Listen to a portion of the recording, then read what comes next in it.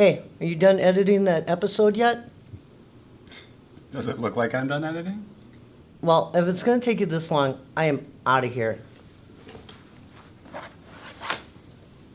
You may be able to fly, Brenda, but I can edit reality. Let's take you back a few years. What the? Huh. And I don't think you need sound.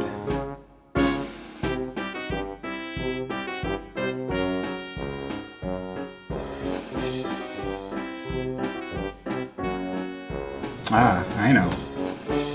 Look out for that train, Brenda.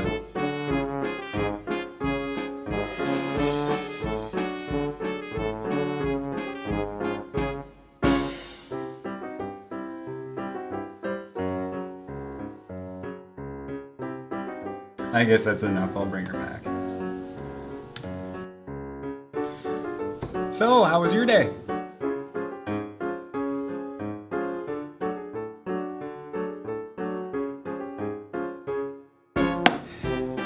Maybe later.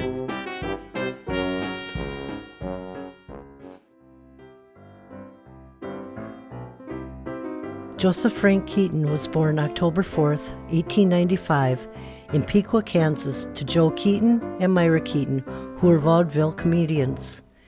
In the early days, they traveled with illusionist Harry Houdini, who was also a family friend, in a medicine show.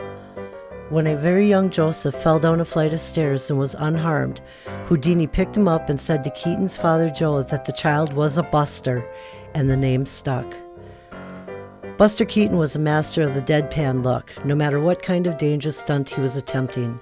He did all of his own stunts, and it is reported that his cameramen were instructed to keep the film rolling until either Keaton called cut or he was dead, and watching the old clips you can see why the latter was a viable option. During a routine medical exam, it was discovered that he had fractured his neck during the making of Sherlock Jr.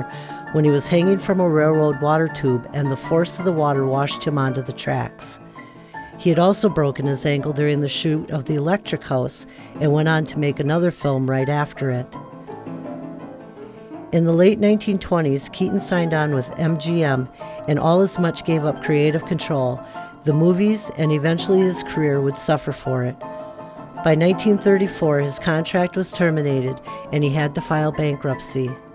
His personal life went into a downward spiral and he turned to alcohol. In the 1950s, Keaton would make appearances on British TV, which would help reacquaint him with American audiences through roles in Sunset Boulevard and Limelight. In 1962, Keaton re-released The General to high praise from both critics and fans and continued his comeback. He was making very good money doing commercials and was even honored with an Academy Award in 1959. Buster Keaton passed away from cancer in February of 1966.